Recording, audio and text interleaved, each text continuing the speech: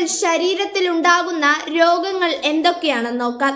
അസ്ഥിവേദന, പേശിവലിവ്, മരവിപ്പ്, ക്ഷീണം, ദന്തപ്രശ്നങ്ങൾ, ദുർബലമായ നഖങ്ങൾ എന്നിവ ഉണ്ടാകാം. കുട്ടികളിൽ വളർച്ച മുരടിക്കൽ, റിക്കറ്റുകൾ പോലെയുള്ള ഗുരുതരമായ അവസ്ഥയിലേക്ക് നയിച്ചേക്കാം. വിറ്റാമിൻ ഡിയുടെ കുറവ്, ചില മരുന്നുകൾ, വൃക്ക, തൈറോയ്ഡ് പ്രശ്നങ്ങൾ എന്നിവ കാൽസ്യം കുറയുന്നതിന് കാരണമാകാം. അസ്ഥിവേദന, അസ്ഥികൾ പൊട്ടാനുള്ള സാധ്യതയും കൂടുതലാണ്. കുട്ടികളിൽ വളർച്ചയും മുരടിക്കുന്നതായി കാണാം.